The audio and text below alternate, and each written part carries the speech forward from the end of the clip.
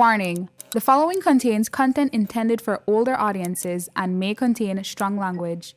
Viewer discretion is advised.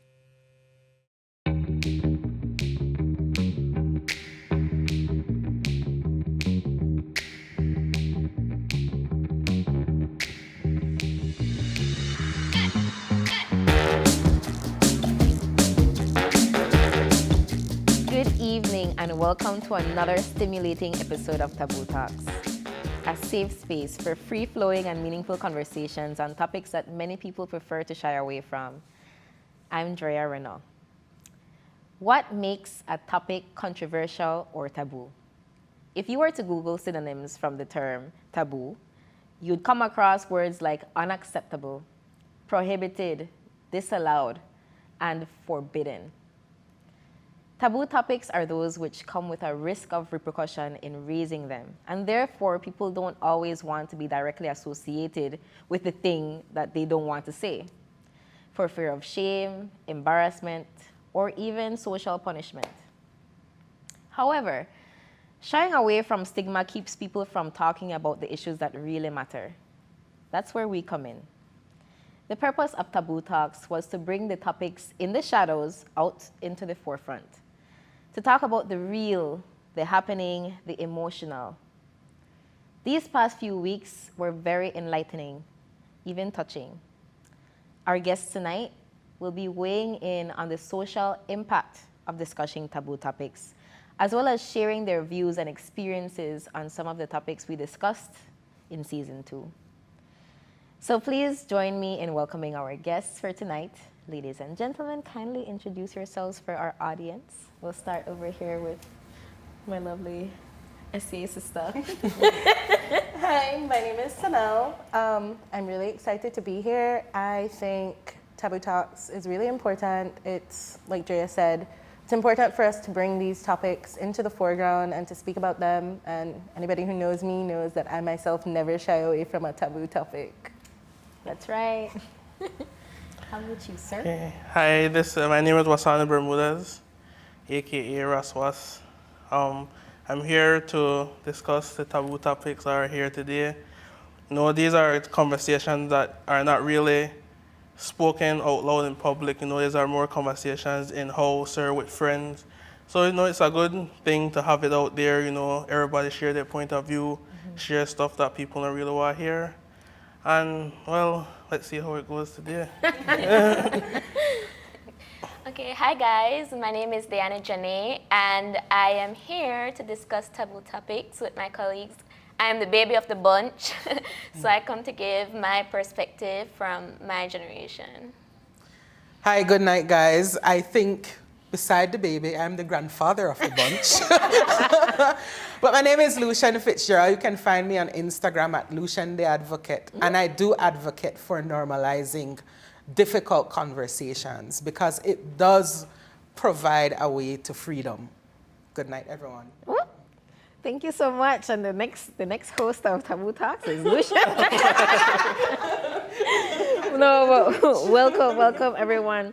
So listen, we knew from the jump that we would be, the name means controversial really, right? But I want to know, why is the discussion of taboo topics so relevant, especially in Belize, because of our social climate? And I ask this question openly for you to maybe like put yourself in that situation. Have you ever really felt that you were a part of a taboo discussion and you felt like, man, I wish people really spoke about this more? I'll leave it open. Who wants to start that off? I think really and truly as a culture, we have a tongue-in-cheek type of approach on how we approach our difficulties. And really and truly, and I think sometimes taboo not only comes from just the topic, but who is raising the topic. And that is what raises its validity in our culture. And so that is why it makes it so controversial. Like one of your viral episodes, it wasn't because it wasn't the truth, it was because this figure said a statement. And that's the way how taboo talks have also been handled. So it's not only the topic, You know, because I think as a nation, we're more open with having discussions around religion and politics. You know, in my mother's day, they tell you, don't discuss religion, don't discuss politics. Right. As young people now, we can discuss these things, but it's who's discussing it. Now it's becoming taboo because of that as well. So the characterizing it as well. Okay. All right. I agree. I mean, I want to say something about the culture that we've had radio culture for a really long time. Like, and we've had like that propaganda culture, and it really sometimes was you go on news to hear somebody business being blasted out and somebody being criticized for XYZ reason because they're a political figure or a public figure, right? So for me, it's like for years, people where I feel have no license to talk about something, talk about things, but we accept it, right? For entertainment, if it's entertaining, for entertainment value, we accept it. And then, you know, we only, and I want to say this out there, I feel like we only really get upset when they mash we can. And That's very true. I just feel like when you can mash, you holla, ay, ay, ay. You know? Very true. But that's why people need to learn that, you know, you have to take the seal liquor could dish out seal way too. Right, that's So, right. They don't say the truth hurts for nothing. well, exactly. And to build on what Lucian said, it's true. I think as a society, we have a very out of sight, out of mind kind of mentality when it comes to dealing with difficult topics and difficult issues, where if it's not directly affecting me or anyone Why? around me, why should I bother and why should I speak about it and why should I advocate for it? And I think that also lends itself to what he said about who is bringing up the issue, because, for example, let's say you have someone who's speaking about poverty, but they themselves are not impoverished. It makes those who are in this disenfranchised position feel like, who are you to have the authority to speak about it if you're not living in the situation? Yeah, like you're speaking on me. But just because the person is displaced from that situation doesn't mean that their points aren't valid. Yeah. Okay. And then it go back to the point what I couldn't said too in regards to the aspect of the whole to talk about it. Because like you may explain with the whole radio propaganda and stuff. But now like we go to like social media, now we have Facebook, we have Instagram, So we have those everybody stuff. speaks about it. Exactly. No, Everyone has a and then voice but and a then platform. and yeah, exactly. But then it depends upon, like I said, who to talk about it. Now, if you have somebody with just regular, just to get you know, have a lead. Oh, they say the same exact thing what this person said, but they get a lead 3 lights because nobody really know that. Now you have somebody else where you know everybody know that everybody this person Facebook famous, they post this thing, you know. Everybody have an opinion. Right. I know, like I said, that just in regards to who to talk about it, that when I personally believe it all depends on who to talk about it. Belizeans then jump on that bandwagon based on, Right. you know, who to talk about it, why did they talk about Whatever it. the message is, Yeah. they jump on it because Exactly. it's popular to jump on that Exactly. message. I see. So, Sorry, just to like jump into what he said, I think too because of that, you know, popularity bandwagon that we have with social media, it makes it a bit difficult for people who really have the interest and the knowledge to talk on taboo topics because, well, what I do isn't really taboo. I have an online series and it's about entrepreneurship, but I always say I'm not a popular person. So for me, like a couple, like 10 likes, that like go mine. But even if I'm sharing like really important information where like I hear people around me say, I need to know this or I need to know that, it's hard, then won't take it from me 2 minutes in and they're like, okay. Whatever. But I'm sure if I'm like somebody who they know I'm popular on social media for go live and they will take anything what a person say and run with it and know everybody that expert on a topic, taboo or not, they know more than you. right. And that also becomes dangerous because sometimes these people who are posting or sharing, the information isn't researched and the information sometimes isn't even true. And you get what I like to call like essentially real world clickbait with the things that they are saying where it's just like, you know, it's like the misleading newspaper headline where Right. So they and so said so and so and did so and so, and then everybody like, oh my God, really? oh my gosh, this person really did And then, that. like, more and more and more and And more. then Yeah. it snowballs until it's completely out of control. So would you say that, you know, over the years, and I know like you're younger. What about you? Over the years, would you say that like it's easier to talk about taboo topics now than it was maybe like when we were, you know, 20-odd or teenagers? No, I still want to invite me on this show. Like, I get it now. Like, You get okay, it? we need the old man. Listen, you we're know? about getting all But perspectives. No, there is a stark difference and I said it earlier. When I was growing up, your must say, don't discuss your salary. Don't discuss politics. Do not discuss religion. These things are, and your bedroom business. Forget that, you know. Well, we are failing. Right? and I've seen a difference and a shift in the conversation whereby we're more open-minded to having these conversations, which is, you know, a big victory.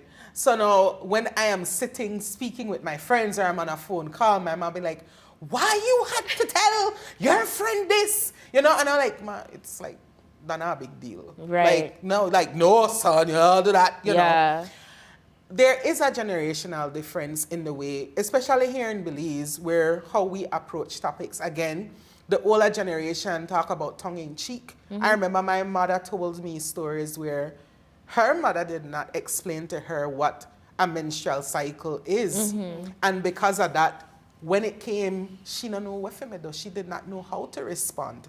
And it's not only my mother, I've spoken to numerous women, older women, who said that it was kind of tongue-in-cheek. You know, women who were growing breast, and then they might tell them, oh, go take hot wax and go put it on it to make the swelling go down, when they were actually growing breast. You know, and these... What? Yes, these are things that happened in our society. But come now to today, where we have sex education being taught in an environment that is responsible and opened, where teachers are now tasked to teach these things, hence the reason of the development of the HFLE curriculum. You know, and I know the church, I'm from the church, yes, I'm a Christian. I know the church was kind of like, oh, then they teach everybody how to be homosexual, and no, it wasn't that. It was the significance of family planning and what's happening with your body and how do you respond to these things. Teaching our children real life skills, soft skills that they will need, not just the reading, writing, arithmetic. That's also important. Yeah. So there is a generational difference in the way how things are approached. And yes, yeah, it has changed from my perspective. I think so though, even from, because I mean, like I am a millennial. Like, I am not Gen Z. So even for me, I feel like I received, but I want to say that I received a more open education than I feel like maybe people, you know, older than me did. So I appreciate it very much. But that brings me to our next question, because we're basically recapping the topics that we've spoken about in season 2. And one of those episodes was called Kinks and Fetishes, right? And listen, I got like screenshots, I got screen recordings, I got literally all of my ex-boyfriends forwarded me a clip. Yes, from that episode. And when I say what my kink was, I said, I like sperm. And then I was like, oh my God, I'll let him come out to the woodwork. Of course.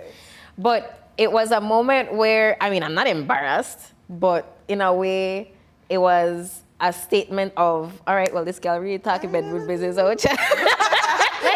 This girl really had on like TV that she likes sperm. Wow. National TV. Right, national TV. No, he was like, I never knew. I mean, so we've already had that talk, and we have those talks with our friends, and we we have drinks and we talk about it. But I wonder if you're not willing for raising a hand, if you know could tell me if you know have a kink or a fetish. Who in here has a kink and a fetish? Okay. That was A freak. I ain't gonna tell y'all what it is. I ain't gonna tell y'all what it is, but I can say I have. that's okay. I already did that for you. A freak never confirms nor denies. Oh, okay. Yeah. That's the mystery. You need the mystery. Yeah. Okay. You have to keep the intrigue. Right. And you know that's goes into like the stigma that sex has, or the stigma around sex that affects those, you know, who possess these kinds of kinks or differences in preference, you know. And I feel like a lot of that goes to women. Women are sexually repressed still, like For sure. I don't think still. No. Listen, and let me explain I to you know. why. Even though we or many of us openly talk about it now and are brazen enough to do it, there is a cost that comes with that, and the cost is being called less than in the form of being a prostitute, a whore, or one sketel, or you know, all of those derogatory terms used to basically describe a woman. Well, Drea, you said somebody had problems in a relationship because you had a theory about sexuality being or homosexuality Being a spectrum, right? Drink me wine for It this. goes both ways, especially for males. If males want to explore that spectrum, like I remember, like a couple years ago, before the pandemic, Tank said that, you know, he tried oral sex on a man. Oh, Tank the singer, the musician. Yes, Tank the singer. Your Honor, if y'all remember that conversation. Yeah. And he said he tried that, right? And he got so much flack for it, for him to be a black man saying that I explored my sexuality. And even more so in Belize, where sexuality, I mean, talk about politics. That bedroom business was still the kind of crawl out of the trenches. Right. One man can't talk to an ex-man and say, hey, I kind of attracted to an ex-man.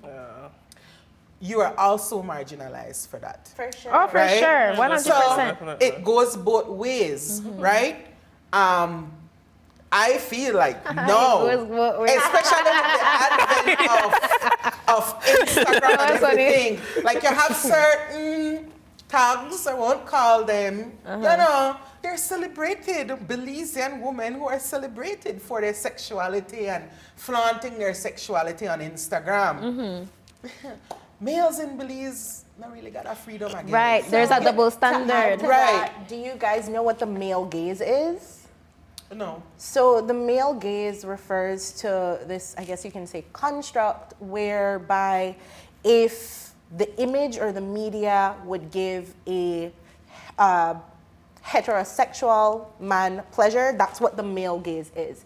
And so while, yes, women will still be vilified for like the sexually suggestive pictures and the posts, it'll never be vilified the same way a homosexual man doing that would be, because a heterosexual woman presenting sexually feeds into the male gaze. Or the but male there is fantasy. still a demonization, you know, like, yeah, they want to look, they like to be displaced from it. They want to see it and they want to look at it and they want to jerk off to it, but they don't want their woman to do it.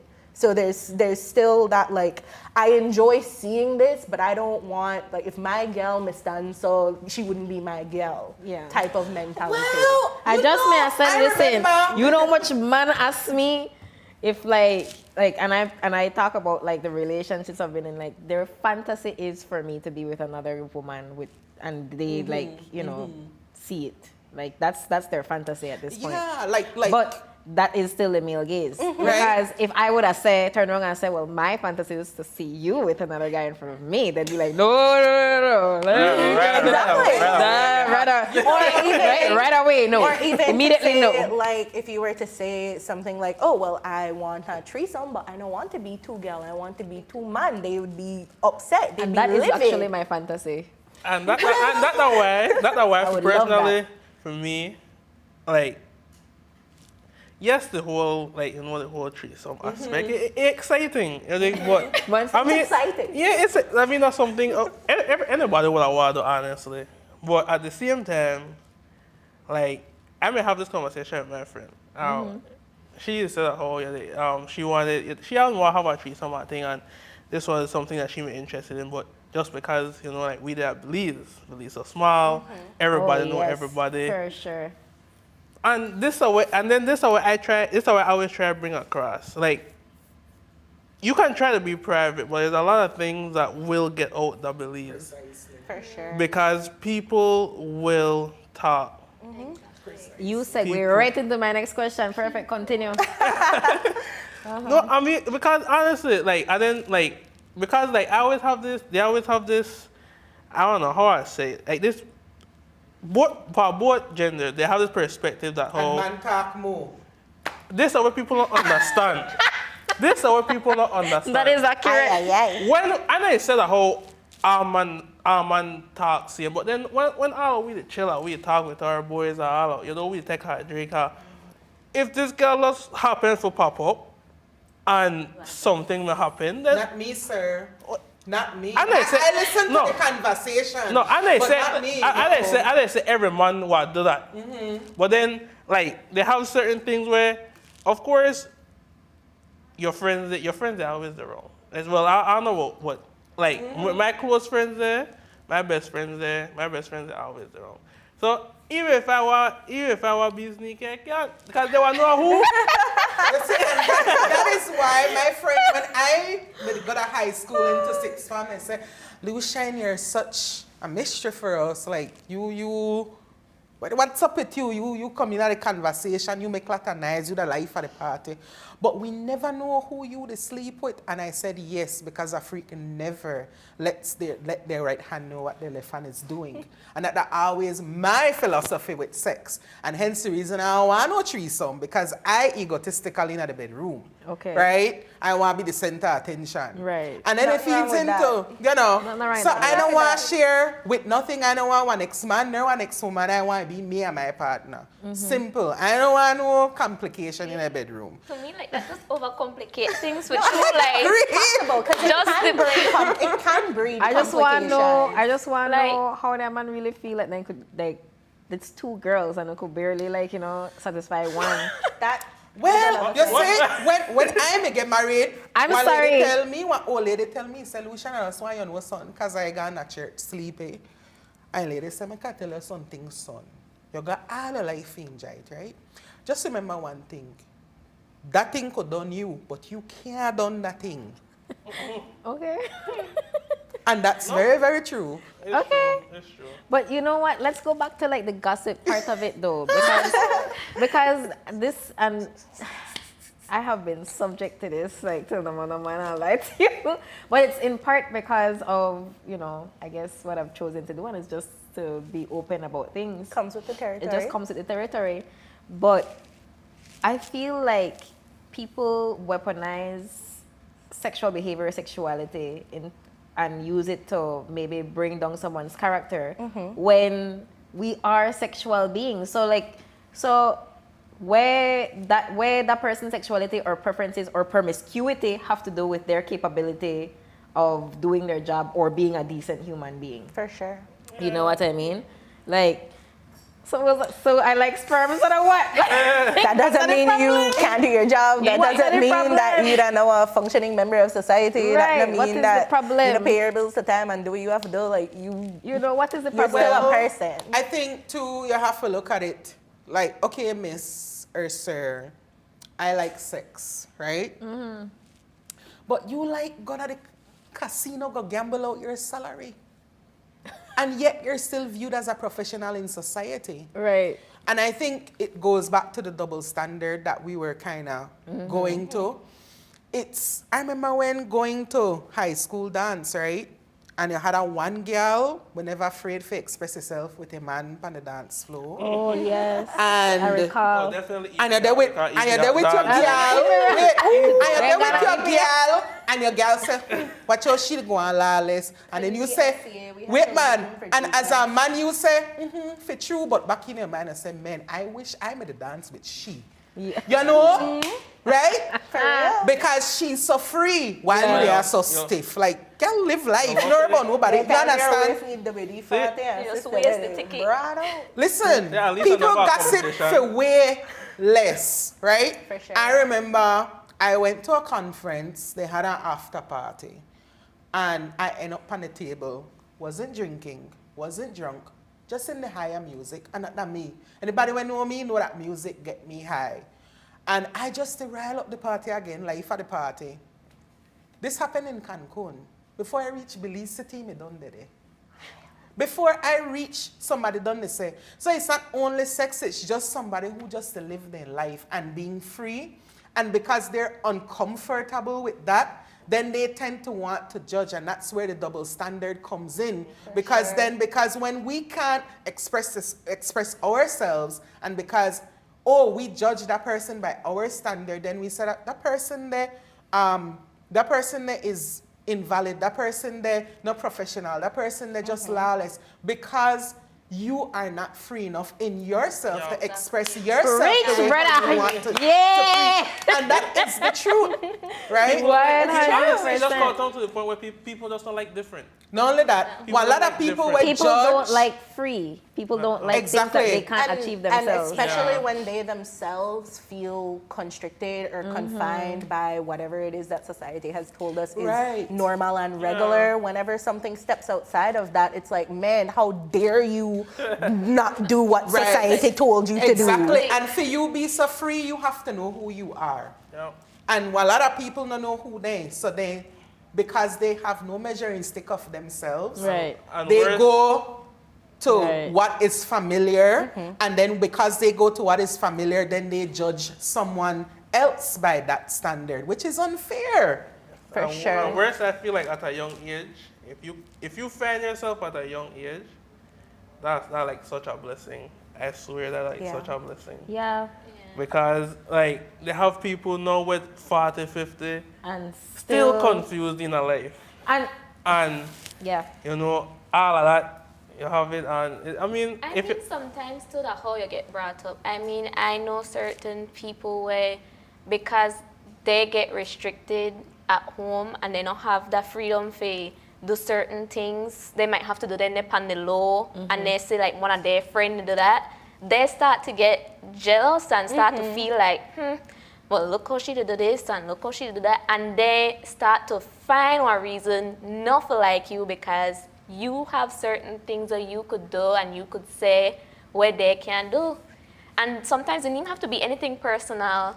It could be something where they can't find in at the home. Maybe they might see me, I be more open, have more open conversation with my ma. She might allow me to date. I don't have to go in and no vehicle wrong the lane from the house because my man don't want to the wrong man, or you know, so like certain people find themselves in a space where they're not allowed to just be their true self. So when they see somebody else or maybe somebody close do that, they find that to be like unacceptable. Like you need to be just as last as me, so it could be two last bodies. I want to seem very millennial right now. That's called hateration. That's hate. Hateration. And we don't need hateration in this dancery. All right. Well, listen, guys. Time flies quickly when you're like having fun and talking. You know that long bench session where you don't realize a lot. Always. So that always happened to you on the show. So it's time to take a little commercial break, and we'll be right back.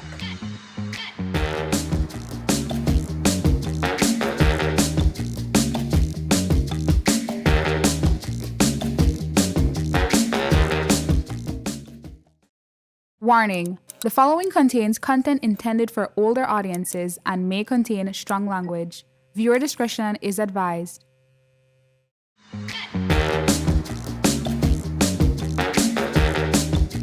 Welcome back to Taboo Talks. I'm Drea Renault. Tonight we are doing a recap of our different episodes from this season. I think these questions and varying responses are a prime example of why we have this show, to discuss the uncomfortable topics as well as to get different perspectives at the same time. So, before the break, we were talking about kinks and fetishes, but Right now, we're going to go into the one that got us in a little bit of hot water, got one of our, people, into hot water. Actually, I was called many things. But let's dive into it. Racism and classism. Woo! Who wants to bite the bullet? I That- Listen, some guidance. it was, treading everybody become lightly. class. Listen, it was a controversial episode, and I want to go back to what you said earlier, Lucian, because it was about who was on the show, who was talking about it, right? You also mentioned that point, but I want to know why so many people were so heated about this discussion in itself, because the point we were generally making is the reality that this exists presently within our country, right? There are some people that don't accept that they are, apparently, and some people saying, yes, y'all do. You know what I mean? You all are this thing. So I want to know, like, why do you think people were so upset, and why do you think there were so many mixed reviews about the Do topic? you want the short answer or the long answer? We're here for the long benching.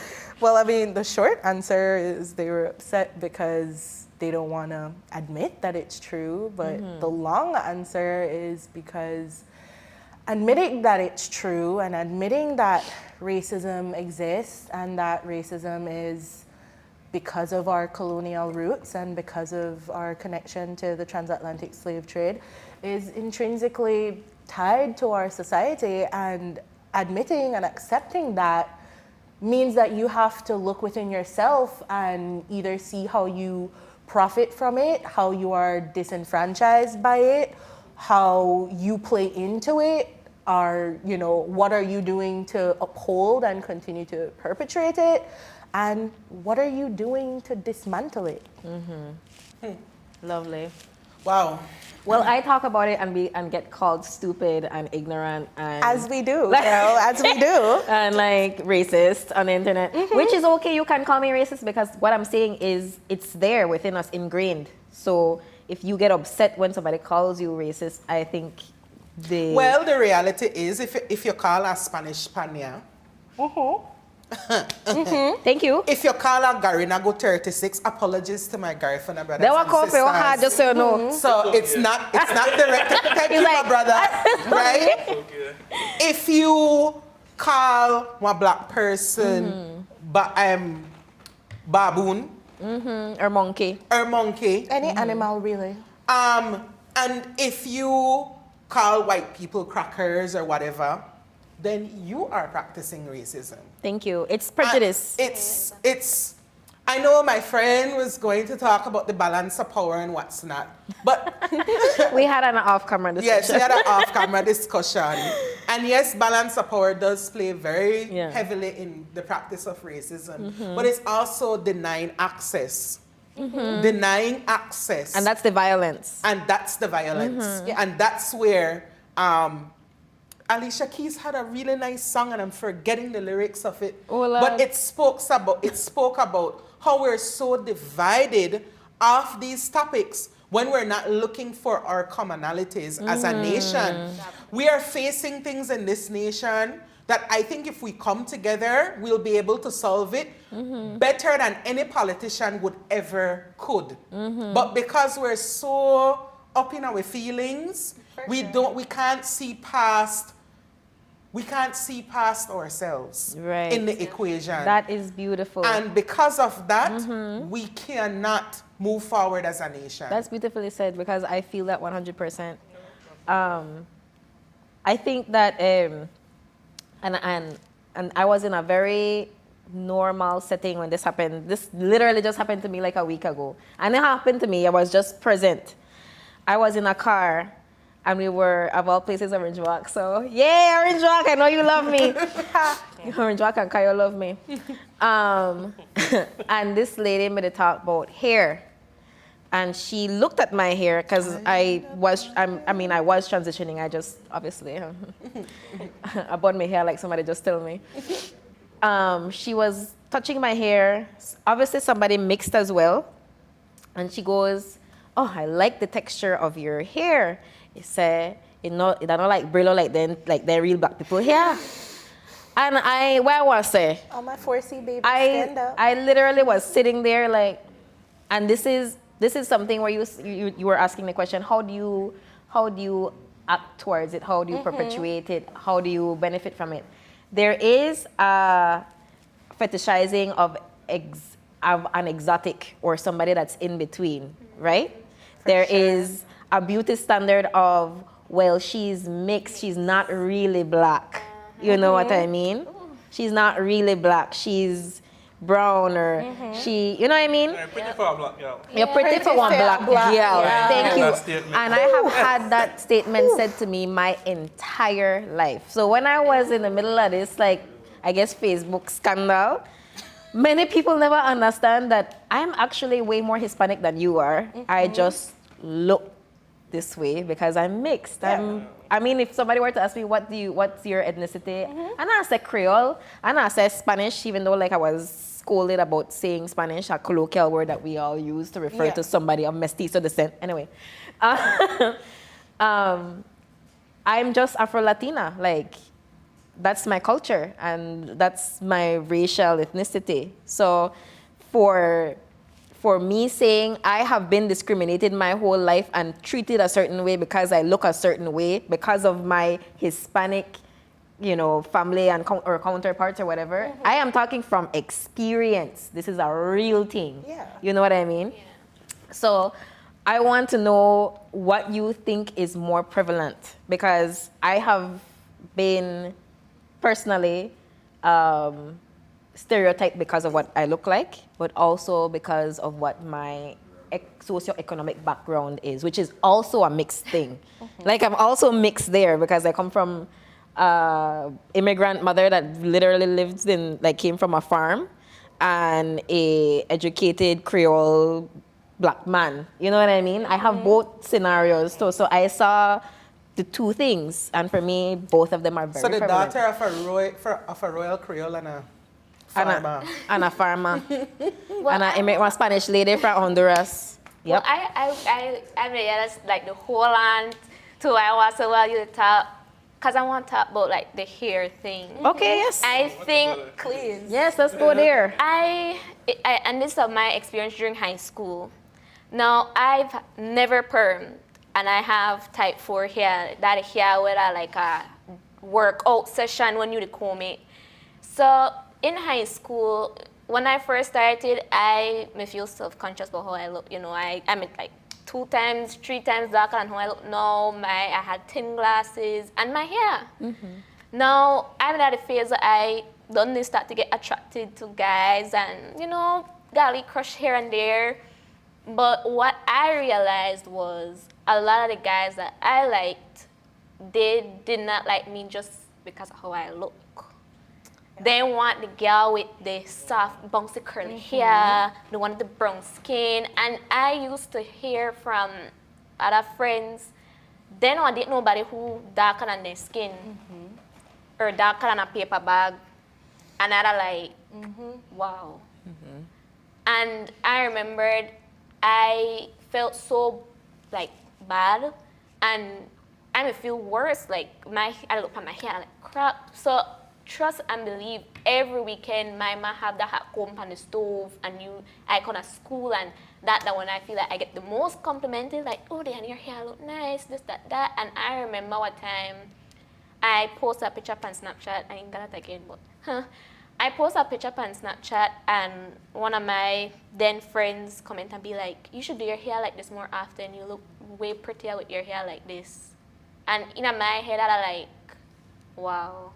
So I look prettier with the straight hair. I look prettier when my hair smell like stove. I prefer smell my hair like really stove. Smell like bomb. But don't want to see me when I have my big thick puff, and that used to really offend me. And so even up to this day, I still try. I have a love hate with my hair because, and this is one next thing with it too. Not only with it being straight, my hair may heat damage as hell.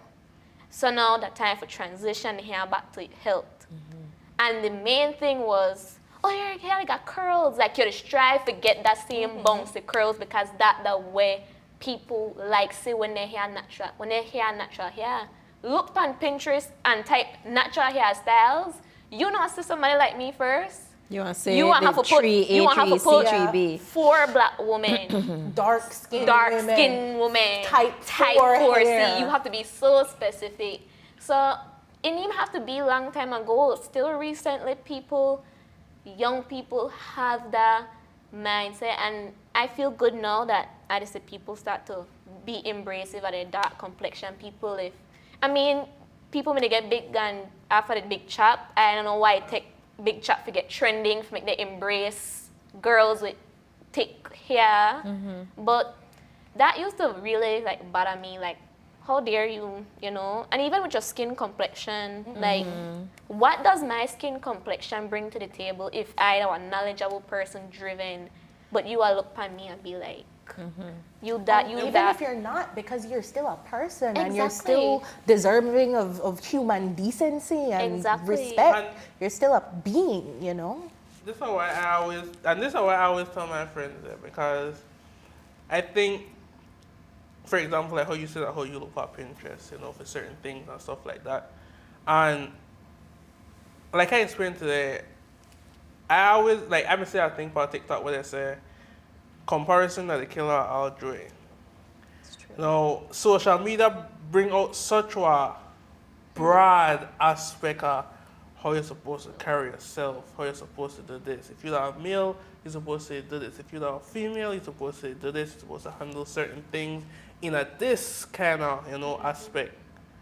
And I feel like as if though that puts a lot of so much pressure for everybody where they're wrong. No matter your skin color, no matter how you grew up, no matter I just feel like at the end of the day, because you have that there, you know stop comparing yourself to other people. Like if you have a circle, for example, let's say you have a circle of friends, you see everybody that grew up, you see everybody start to better for yourself, people that start, my friends they start getting engaged, they start getting married, people that start have picnic.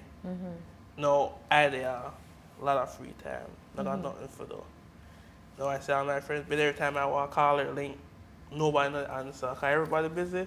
No, all of a sudden, all they start calling to you one link now. And then you realize that, oh, something needs to change. Because obviously, I feel like I have to do because they're busy all the time and I'm not.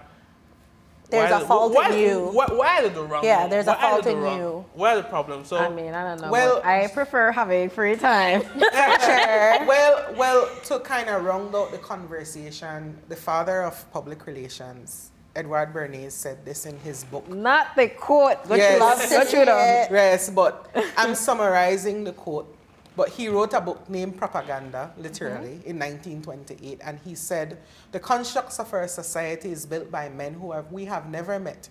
And so I was thinking about reflecting upon the hair conversation, and the fashion industry is literally built by men. And you spoke earlier about the male gaze, and we're more accepting because that's what we're taught to like.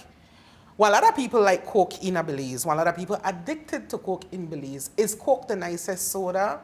That's subjective. Objectively, no, it's not. all right, see, I'm thinking. You wanna know why? Something else. Oh my gosh, me too. I was like, Coca-Cola. I just want to be like, a lot of people like, Okay. I believe. Right. All right. So don't know. Coca-Cola was originally fabricated to be a stomach treatment. Yep. When you had stomach issues, that was what it was fabricated That's why they for. say, oh, take a Sprite and a crackers are good. Okay, Drink a Coke when good. your belly hurts. But because you were told to like Coke, the same thing with a diamond. A diamond was the most insignificant stone on planet Earth. And now, because the Bears said this thing, a diamond is a girl's best friend. A diamond is Bounce forever. it. And a diamond is forever. And then you have Tiffany and Co. And then you have Beyonce now singing Moon River on a private jet. We tend to think that these things are normalized. I want to say these things or these comparisons have been brought up by men, propagated by men. And that is the reason why we have these constructs today. And we don't address these things because we see them as normal. But who defines normal? For sure. Anybody question? That's a real question. And Exactly. society defines normal. To Status compound on quo defines what normal. Sonny said about social media, it only magnifies what society has already put in place. It makes it more accessible. It makes it easier for us to see. It's right there. It's in our face 24/7. The minute you open your phone, the minute you turn on a computer, anything. So, you know, it's already there. Like you said, it was made by men who will never meet. It's already there. But now that we have this added thing, this social media, it's like, all right, you may think it there, you was there now. Like, you're going to see it all day now. You know, but I also want to say it gives us a space for exactly what we're doing It right does. now to say, I don't conform to this, and this is why, right? And that's how you find people that also see things the way you might be seeing them. Yeah. You know what I mean? And that takes me back to the importance of why we have to talk about these things in general. You know, why do YouTubers decide I'm going to make a controversial video essay? I mean, mostly it's because of views, but also because this is something With the that sad face That thumbnail. sweet ad revenue. right. People don't actually know these things. I watch like my TV or YouTube. Like I literally will Same. sit down there typing whatever topic it is that I want to talk hear Whatever you want about. to hear about, yeah. Listen to the TED Talk. Listen to this next channel that is talking about some conspiracy theory or whatever. But I will listen to it all and then form my own For sure. ideas Yeah. on those things. And I think that's what's important. People not allowing whatever is taught to us to completely take over your mind. Because But I mean, that's also how we've been taught to learn. but you can break conditioning. You definitely can. question It's it. difficult, but you definitely can. Yeah, I guess. Because, like for example, like this year off-topic thing where we had, like, for example, in regards to hair, like I'm explaining to you, like, first before I just started my dreads, I would say like October, so I fresh in it. If I start my hair in October, I swear, like every time I got a checkpoint, I have to take out. They check everything. The idea they stop me. Because you feel like look neat and like low cut and I everything. literally just make off for food. I just got for lunch. I just got for food. I said, all right, I'll go home now, and they stop me. I kid you not. At the Penn Road, they take down open up my whole car, all the doors, take out the box seat, open the trunk, so much thing. Right time there, only thing I didn't have much, honestly. So they have me out there, people to pass. It kind of embarrassing. And, just like that, I said, then they stop me because so silly reason. They always have to find out reason for something. My head I think that, well, maybe if I had my hair like this or, Maybe the normal massage. yeah, maybe if I would do this different, maybe as well. Maybe they might left me alone. And that's so reflective of reality that we see a lot in our media and in the States. Yeah, them definitely. profiling black men that look a certain way. Which is also ironic because there was a case in the Supreme Court heard here in Belize, and they ruled in the favor of these women police officers to wear their hair in dreadlocks and braids and other intricate hair stylings because the police literally say you can't wear your hair in other things. Yeah. And it's, policewomen afros, cornrows, went and dreadlocks, I believe. and championed to challenge these things, and they won their case in the Supreme Court. And then here you come with the irony, black young Stop man and from the frisk. south side strip this young man for no apparent reason. Right. Talk about the irony. And I think it has to do a lot with the the propaganda that we take in as our own from the US, because I feel like all of us are victim to it. The way we dress, the clothes that we wear, you know, or the slang that we pick up, it's Yeah. all Americanized because that's the media that we consume the most. And it takes me to another topic that we recently touched, and it's the one on, you know, abortion and the hullabaloo that's happening for them over there with the ruling, you know, The overturning the of Roe. overturning of Roe. Yeah. So I want to delve into that topic a little bit because I feel like the episode that aired there, we had one person that was a pro-lifer. Oh, wow. You know, we're here for different different perspectives. For sure. So I really want to like question, do you guys think that abortion is a we as a society question, or is it a my as a woman question? What do you think? I believe that access to safe and healthy abortions is a human right. It's a medical procedure, and therefore it should be a we discussion because it is something that can potentially impact over 50% of the population. So, yes. Okay. You just pour your wine and don't drink it? In regards to that topic, I'm not getting at that. That a woman topic.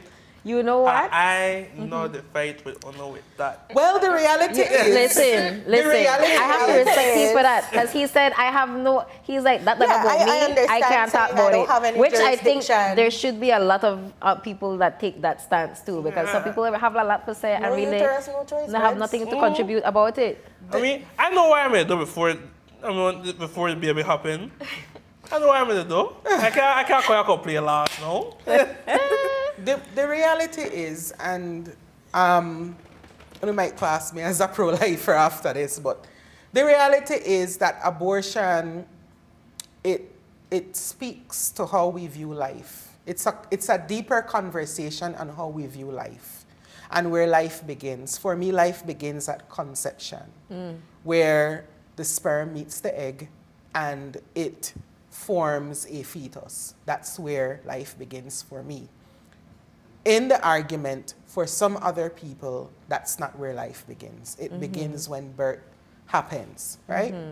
And I think that's the fundamental question that needs to be answered. I won't judge anybody who has had an abortion. I've had conversations with friends who have had abortions because of complications, and that's their choice. I made my choice. Because we're friends, I've made my stance known on it. And I believe in faith and in God, and I know what God can do. I've literally seen miracles happen with prayer and complications and pregnancies. And that's where I stand on abortion. That where does life begin? And that's where the conversation should start. It shouldn't start off where abortion is right or wrong. It starts at where does life begin? And then the next question to that is, how do you view life? How do you value life? I think that's important that you said that because I don't even think it's about where it begins. It's how you value it for sure. And one of the main, I think, my main criticisms, because I am a pro-choicer through and through, right? One of my main criticisms is, okay, if you are saying that it's, you know, essentially murdering life or taking away life to commit an abortion, what about the quality of life of said person coming into a world that is very much not wanting of him? And in regards to that aspect, I just want to touch upon that. I think, and I learned this from my brother. My brother always told me, he said, if you have, make sure that, and I know it hard. At the end of the day, you always have to try and make sure that whoever you have a picnic with, please try and make it be a person that you don't know what proper partner or a proper spouse to the child.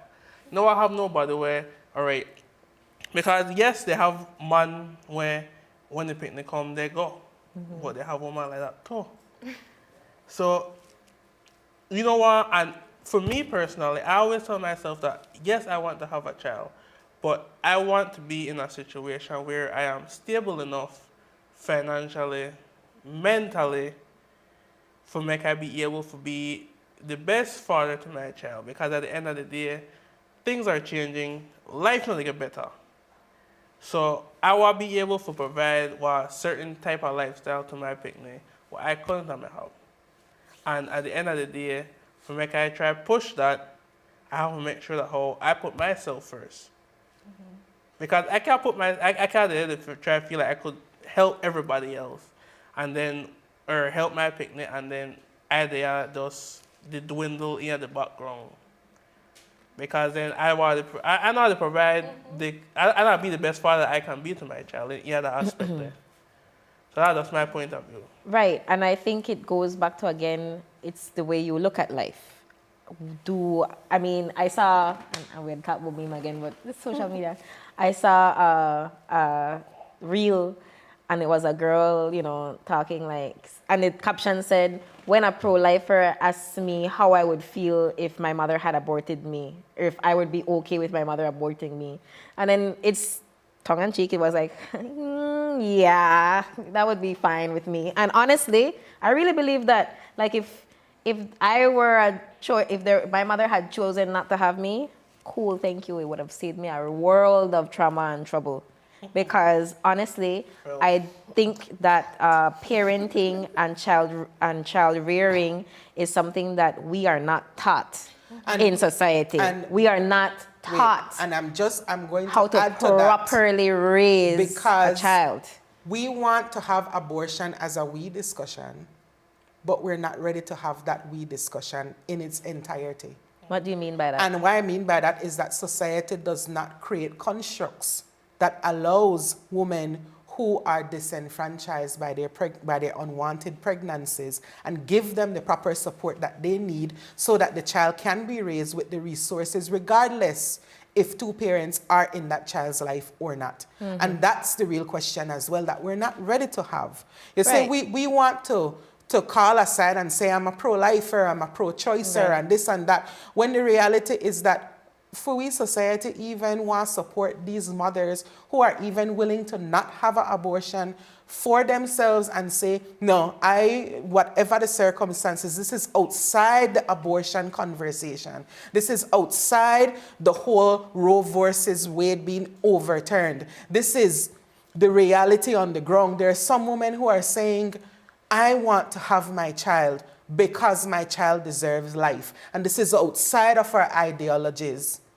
Our society looks down on a woman who has an unwanted pregnancy, not only because of promiscuity, but because they're also raped. There are women in this country who have been raped and impregnated and have to carry that trauma, and there is no adequate service to support that mother so that they can be the best parent to their child.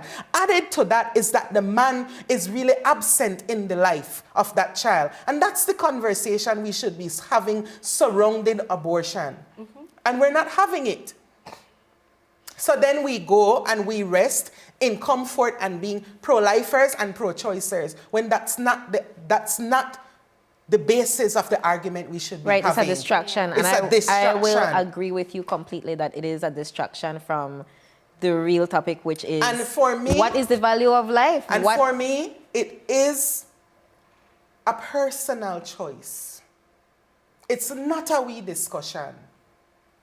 Okay. And I will respect, and I'm a Christian and I believe in the sanctity of life, but I will respect a woman if she made that decision or not.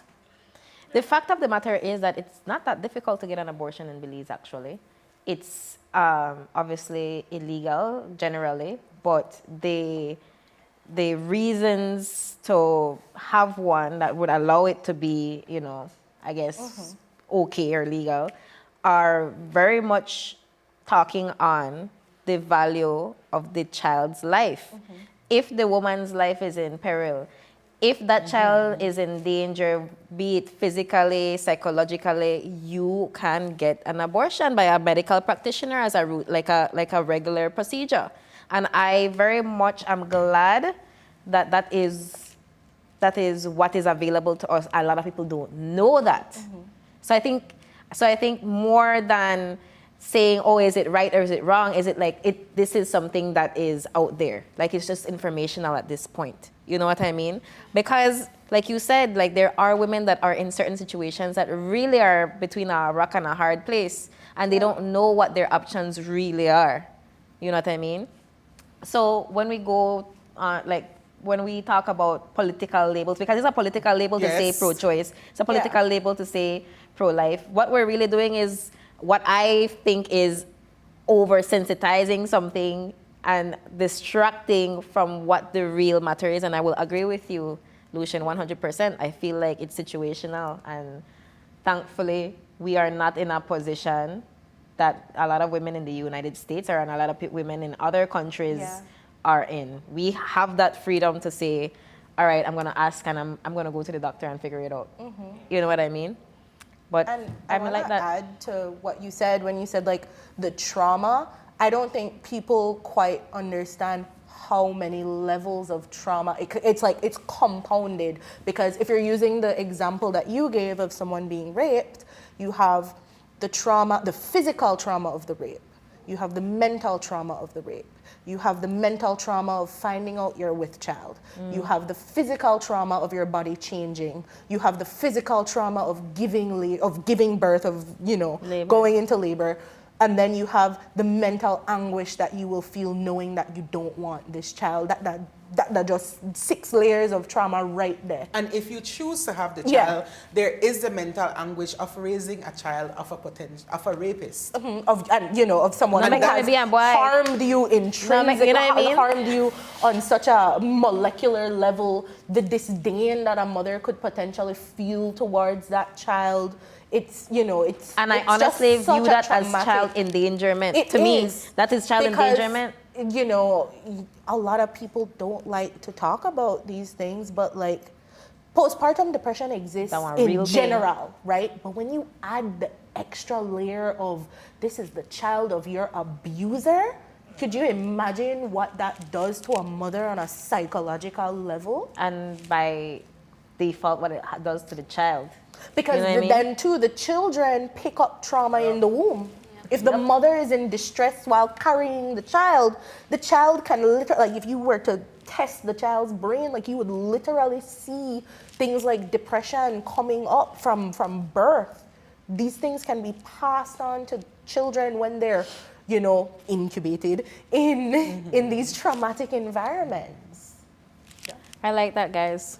Thank you so much. Let's take a pause right here and go for a final commercial break. But stay tuned because clearly we have a lot to say.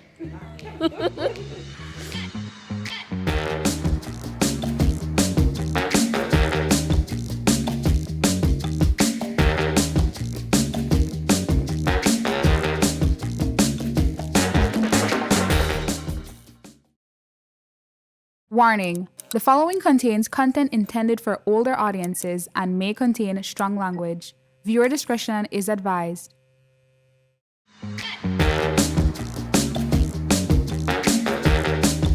Welcome back to Taboo Talks. I am Drea Reno. Unfortunately, we are at the end of the show. I want to take the time to ask each of our panelists to share a final thought about what it means to talk about taboo topics before we go.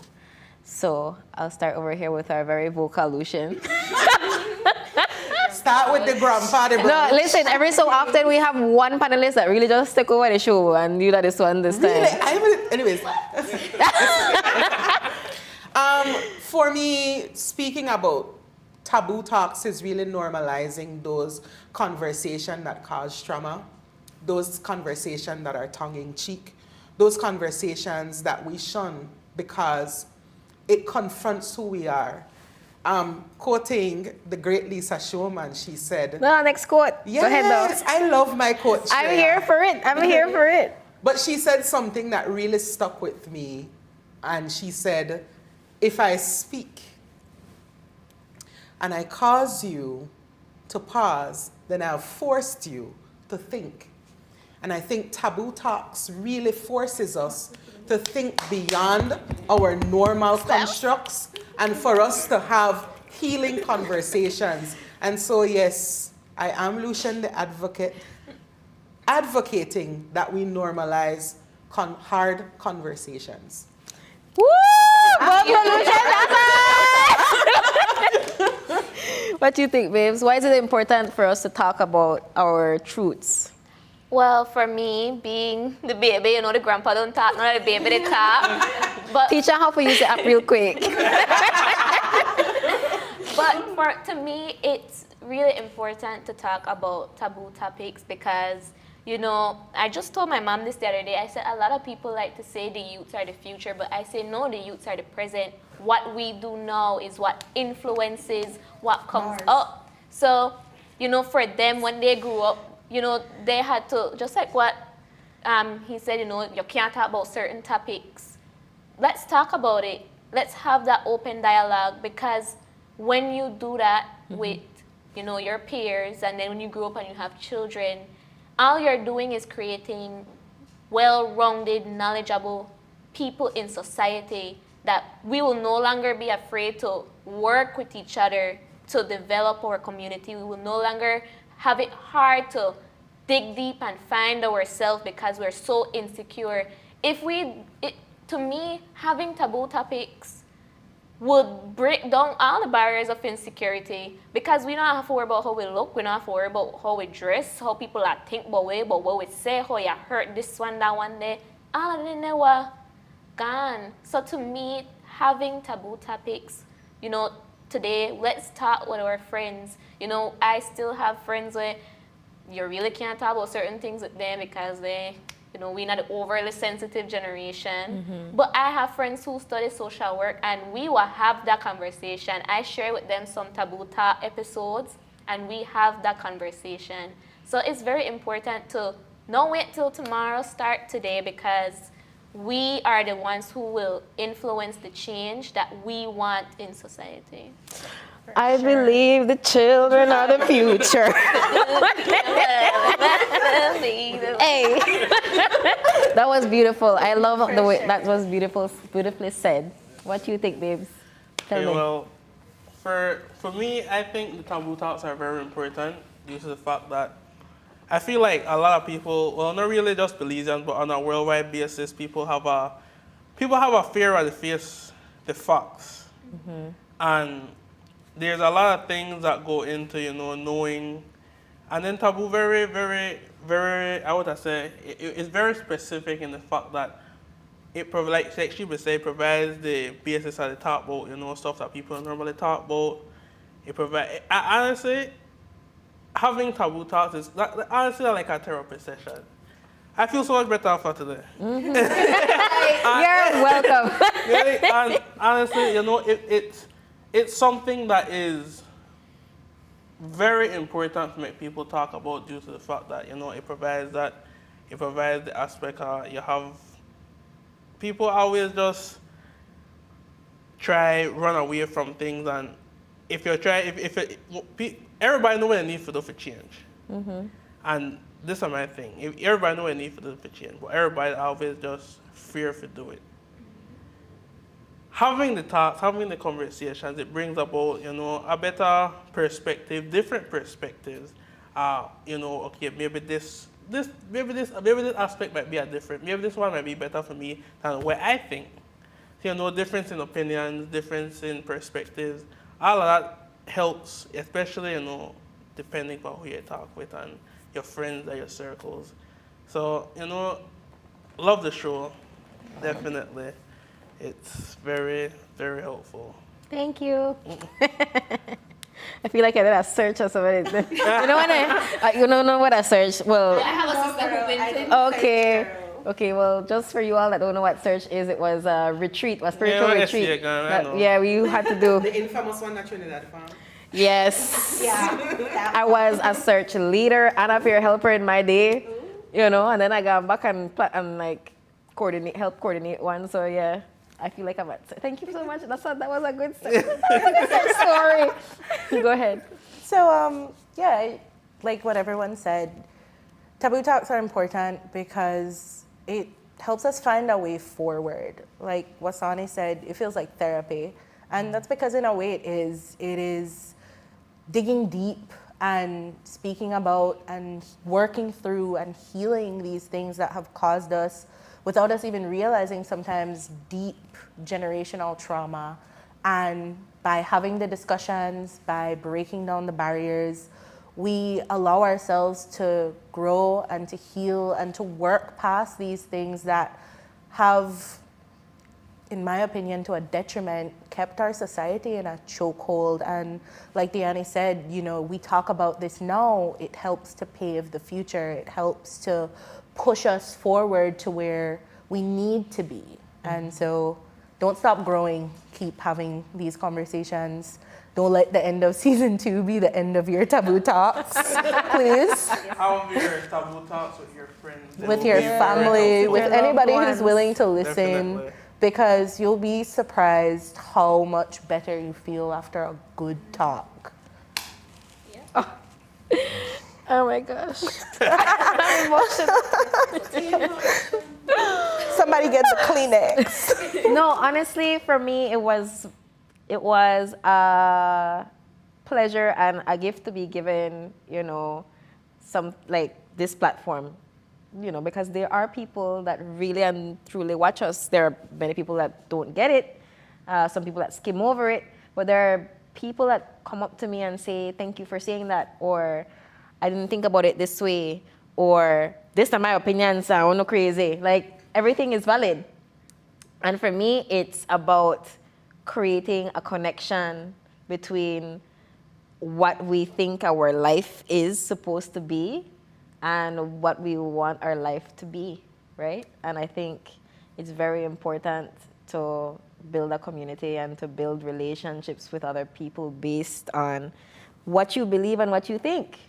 So, ladies and gentlemen, on behalf of Colorblind and myself, I want to thank you guys for joining us tonight. Thank you so much for being supporters of the show, for being on the show, and for speaking your truth. All of you were amazing, and we're all very special in our life experience and what we experience life to be, and we should talk about that all the time. Your reality is valid. What you go through is valid. We truly appreciate your courage, your honesty, and your all-around open-mindedness, because that is something that not all of us have the luxury of having, right? So we had a blast, and we hope that the viewers did too. And we look forward to more insightful experiences moving forward. Be sure to join us next week, Thursday, for the season finale, when we go into a very deep topic, suicide and mental illness. Until then, continue to follow us on Colorblind's Facebook page and tune in to CBTV for more great content. Take care. Buenas noches. Taboo Talks is sponsored by Venatopia, Landshark Hard Seltzer, Design Depot, and Travelers Liquors.